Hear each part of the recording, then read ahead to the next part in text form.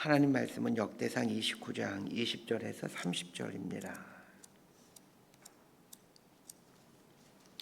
역대상 29장 20절에서 30절까지 말씀 번갈아 가면서 읽습니다. 제가 먼저 읽겠습니다.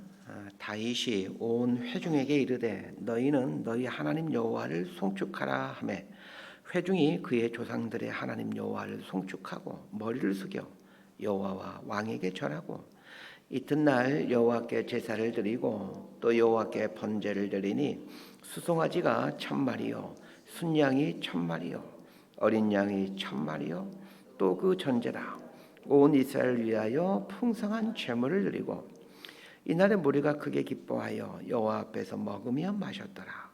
무리가 다윗의 아들 솔로몬을 다시 왕으로 삼아 기름을 부어 여호와께 돌려 주권자가 되게 하고 사독에게도 기름을 부어 제사장이 되게 하니라.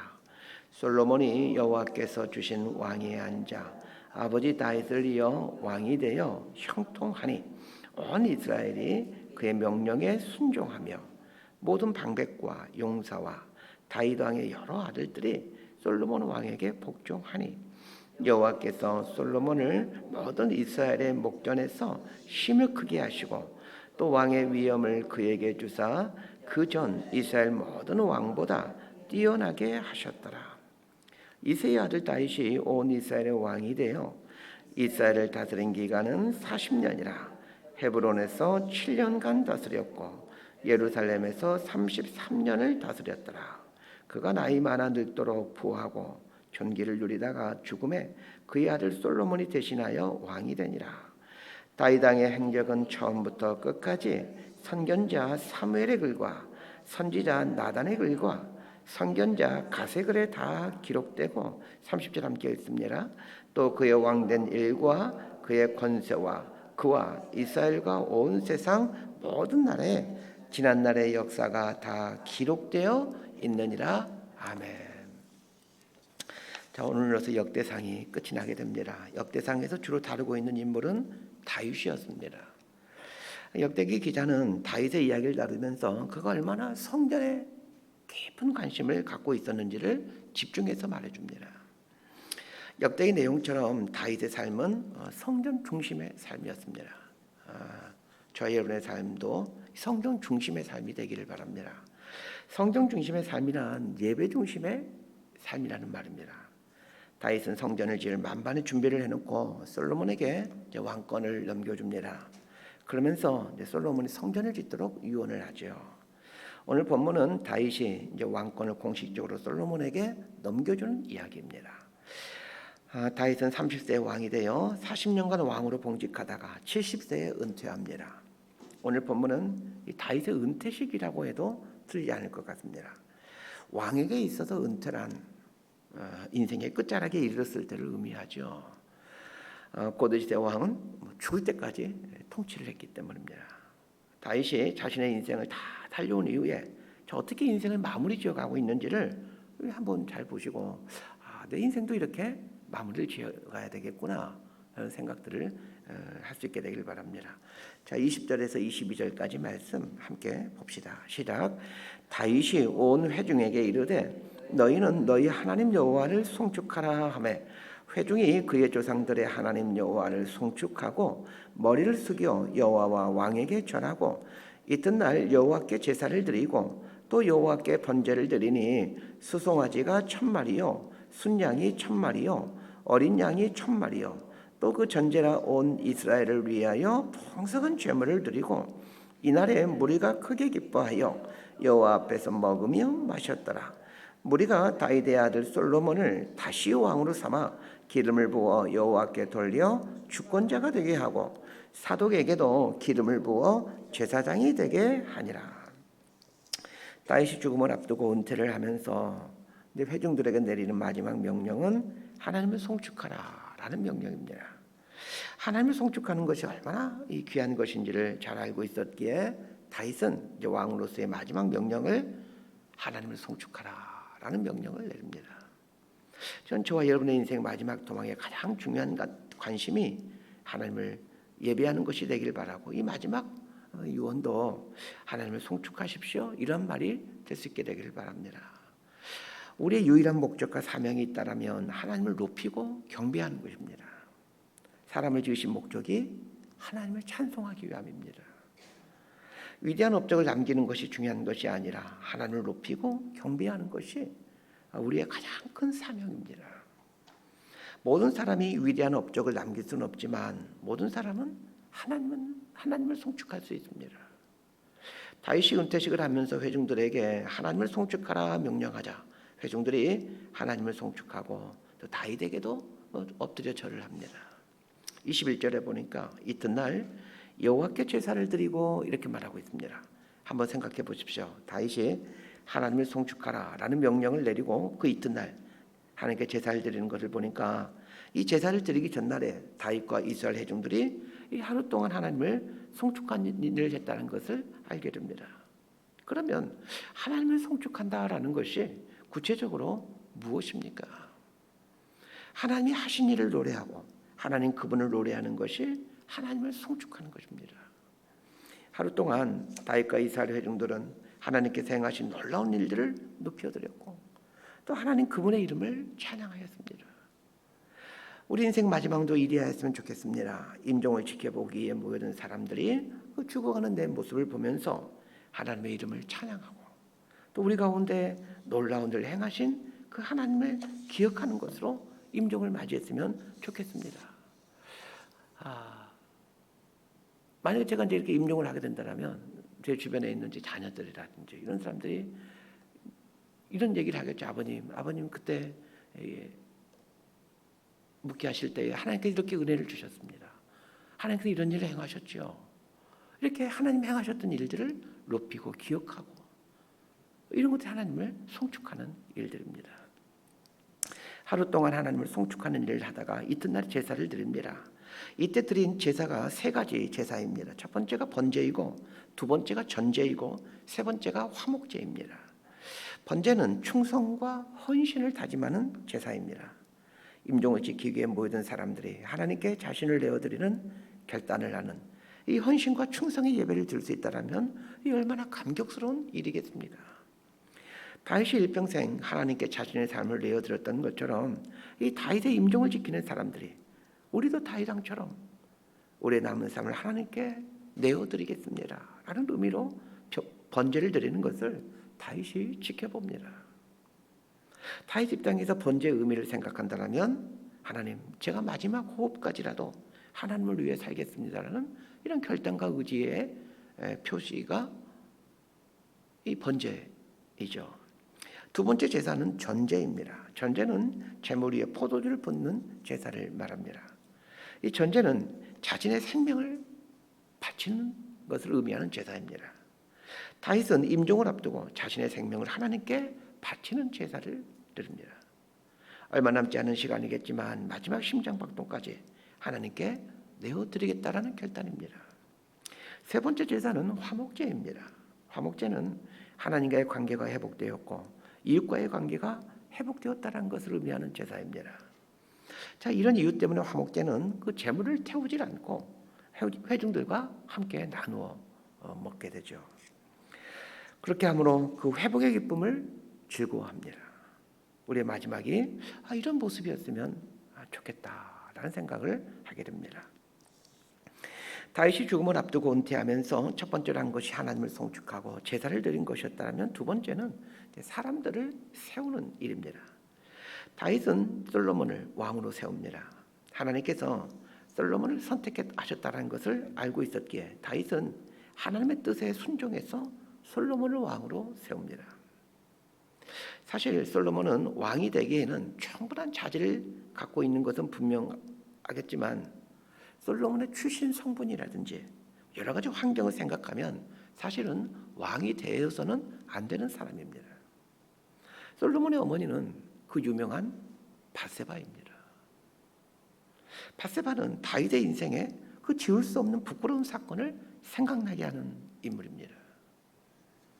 다윗과 밧세바의 간통 사건은 다윗의 인생에 가장 큰 오점을 남긴 사건이죠. 솔로몬이 그 밧세바와의 사이에서 난 그 아들이 솔로몬입니다. 그러기에 다윗의 신하들 중 상당수는 이 솔로몬을 후계자로, 다윗의 후계자로 생각할 수가 없었습니다. 다윗 입장에서는 자신의 치부를 생각나게 하는 아들이 솔로몬인데, 솔로몬이 왕이 되면 이스라엘 백성들이 그 솔로몬 왕을 볼 때마다 무슨 생각을 하겠습니까? 다윗이 행한 그 부끄러운 일을 생각하지 않겠습니까? 그래서 신하들은 다윗 왕이 아마도 솔로몬을 왕으로 세우지 않을 것이라고 생각했던 모양입니다. 실제로 다윗 인생 말년에 그 차기 왕을 세우고자 할 때에 왕실과 신하들 사이에서 큰 분란이 일어납니다. 차기 왕의 자리를 놓고 다윗의 아들들이 경쟁하였고 신하들도 줄서기를 합니다. 다윗의 충성스러운 부하였던 요압 장군도 다윗의 또 다른 아들인 아도니아 편에 서서 아도니아를 왕으로 세우고자 하죠. 왜 이런 일이 발생했습니까? 솔로몬을 왕으로 세우라는 하나님의 말씀이 있었지만 설마 다윗 왕이 자신의 치부를 드러나게 하는 그 솔로몬을 왕으로 세우겠어? 이런 의아심을 품었기 때문입니다.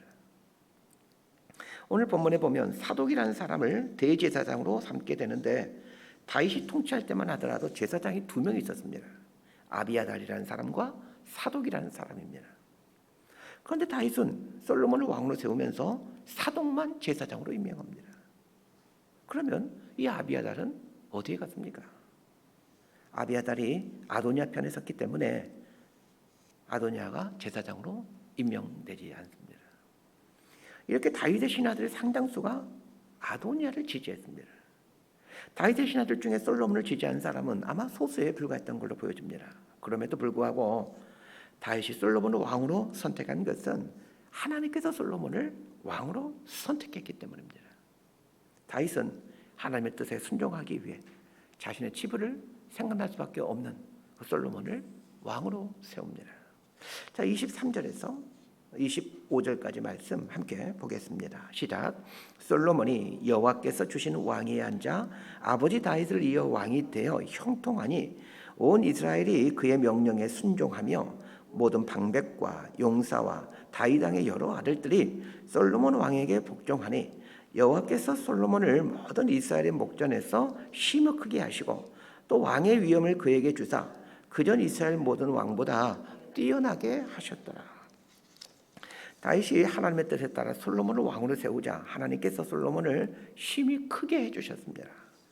하나님의 뜻에 따라 결단하면 하나님께서 이루어 가십니다. 인간적으로는 아도니아가 왕위에 올라야 되겠지만 하나님은 연약하고 작은 아이인 솔로몬을 왕으로 세우심으로 그를 존귀하게 만들어 가십니다.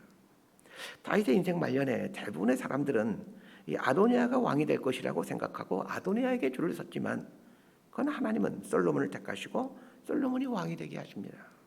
모든 것이 하나님의 뜻대로 됩니다. 다윗이 신하들의 반대를 무릅쓰고 솔로몬을 왕으로 세우자 하나님은 솔로몬에게 위엄을 주어 이전의 어떤 왕보다도 뛰어나는 왕으로 세워가십니다. 하나님의 뜻대로 결단하면 처음에는 답이 보이질 않지만 나중에는 하나님의 전능하심과 위대하심이 드러납니다. 솔로몬이 왕으로 등극할 당시 솔로몬의 가장 큰 경쟁 상대였던 사람은 아도니아였습니다. 아도니아는 스스로 왕이 되려고 했던 사람입니다. 아도니아 전에는 압살롬이 스스로 왕이 되려고 반역을 일으켰죠.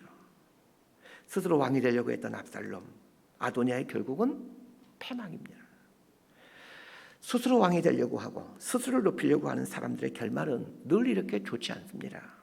그러기에 자기가 자기 스스로를 높이지 마시길 바랍니다. 하나님의 사람은 스스로 무언가 되려고 하지 않습니다. 하나님께서 세워가시도록 해야 됩니다. 그래서 자신을 위해 어떤 자리를 요구하는 것은 참으로 어리석은 일입니다. 하나님이 세워가시도록 하는 것이 순리이고 지혜로운 방법입니다. 교회에서든 또 세상에든지 간에 나 이 자리에 앉게 해주십시오. 이렇게 하지 않게 되기를 바랍니다. 하나님께서 세워가시도록 하시길 바랍니다. 자, 26절부터 30절까지 말씀 함께 봅시다. 시작. 이새의 아들 다윗이 온 이스라엘의 왕이 되어 이스라엘을 다스린 기간은 40년이라 헤브론에서 7년간 다스렸고 예루살렘에서 33년을 다스렸더라. 그가 나이 많아 늙도록 부하고 존귀를 누리다가 죽음에 그의 아들 솔로몬이 대신하여 왕이 되니라. 다윗 왕의 행적은 처음부터 끝까지 선견자 사무엘의 글과 선지자 나단의 글과 선견자 갓의 글에 다 기록되고 또 그의 왕된 일과 그의 권세와 그와 이스라엘과 온 세상 모든 나라의 지난날의 역사가 다 기록되어 있느니라. 자, 이 부분은 이제 다윗의 인생을 이제 총 정리하는 그런 부분입니다. 다윗의 지난 인생 족적을 얘기하면서 성경은 두 군데의 장소를 언급하고 있습니다. 첫 번째가 헤브론이라는 곳이고 두 번째가 예루살렘이라는 곳입니다. 역대기 기자가 다윗의 인생 족적을 정리하면서 헤브론과 예루살렘을 언급하고 있는 것은 헤브론과 예루살렘이 갖고 있는 그 의미 때문입니다. 헤브론과 예루살렘은 정말로 다윗의 인생을 아주 잘 요약해주는, 다윗의 인생이 어떠한지를 보여주는 그런 장소입니다. 먼저 이 헤브론이라는 곳을 보십시다. 헤브론이라는 말은 내 뜻은 교제라는 뜻입니다. 교제, 동행 이런 뜻입니다. 이것은 다윗의 삶이 하나님과 끊임없는 교제의 삶을 살았다는 것을 말해줍니다. 헤브론의 삶을 가장 잘 표현해주는 다윗의 시가 시편 23편입니다. 여호와는 나의 목자시니 내가 부족함이 없으리로다. 그가 나를 푸른 초장에 누이시며 쉴만한 물가로 인도하시는도다. 이러한 삶이 헤브론의 삶입니다. 하나님을 목자 삼고 하나님과 동행해가는 삶이 헤브론의 삶입니다. 다윗의 인생 중에서 다윗 왕에게 쫓겨다니는 그 광야의 삶을 빼놓을 수가 없습니다. 그러나 그 쫓겨다니는 그 기간도 잘 생각해 보면 헤브론의 삶이었다는 것을 알게 됩니다. 몸은 광야에 숨어 지내야 했지만 매 순간 도망다녀야 되는 삶이었지만 하나님과 친밀한 교제의 삶을 살고 있었기에 그 도망자의 기간도 헤브론의 삶입니다. 헤브론의 삶은 환경에 따라 결정되는 것이 아닙니다. 환경이 어찌하든지 얼마든지 헤브론의 삶을 살 수가 있습니다. 다윗의 족적을 설명해 주는 또 하나의 장소는 예루살렘입니다. 예루살렘이라는 말은 평강의 도시라는 뜻입니다. 평강, 평화의 삶이 다윗의 삶이었습니다. 하나님과 헤브론의 친밀한 동행의 삶을 살아왔기에 하나님은 다윗의 인생을 예루살렘, 평화와 평강의 삶으로 축복해 주십니다. 그래서 헤브론과 예루살렘이라는 이 장소는 하나님 안에서 형통을 누리며 살아가는 사람의 모습을 잘 설명해 주는 지명입니다. 어떤 상황에서도 하나님과 동행하며 그분의 뜻을 구하며 살았기에 다윗의 노년의 삶이 예루살렘, 평강이 되는 것은 사필 규정입니다. 말씀 정리합니다. 모든 인생에게는 마지막이 있습니다. 마지막으로 어떻게 보내시겠습니까? 다윗은 왕으로서 백성들에게 내리는 마지막 명령이 하나님을 송축하라 라는 명령이었습니다. 하나님을 높이는 삶을 살아왔기에 이스라엘 백성들은 하나님을 송축하면서도 다윗 왕에게 절을 합니다. 하나님은 하나님을 높이며 사는 사람에게 반드시 존귀와 영광을 주십니다. 다윗은 임종의 자리에서 번제와 전제와 화목제를 드립니다. 예배로 인생을 마치게 하십시오. 마지막 남은 호흡까지 주를 위해 아낌없이 드리는 삶을 사십시오. 다윗의 인생을 가장 잘 표현해주는 장소가 헤브론과 예루살렘이라는 장소입니다. 하나님과의 동행, 하나님과의 교제를 기휘 여기십시오. 매 순간이 하나님 안에서 살게 하는 삶이 되게 하고 하나님과 함께하는 삶이 되게 하십시오. 그러면 우리의 삶은 예루살렘, 평강과 평화의 삶을 누리게 됩니다. 이런 삶이 복된 인생 아니겠습니까? 이런 삶을 살아가는 저와 여러분의 삶이 되기를 진심으로 소망하고 축복합니다. 기도하겠습니다. 하나님 아버지, 우리의 마지막이 예배가 되는 은총을 주옵소서. 우리의 마지막 호흡까지도 주님을 위해 사용하다 주님 앞에 설 수 있도록 도와주십시오. 우리의 삶이 하나님 안에서 동행과 교제의 삶을 살게 하시고 하나님께서 내려주시는 평강의 삶을 누리다 하나님 앞에 서게 되는 은혜를 허락하여 주옵소서. 예수님 이름으로 기도드리옵나이다. 아멘. 기도하고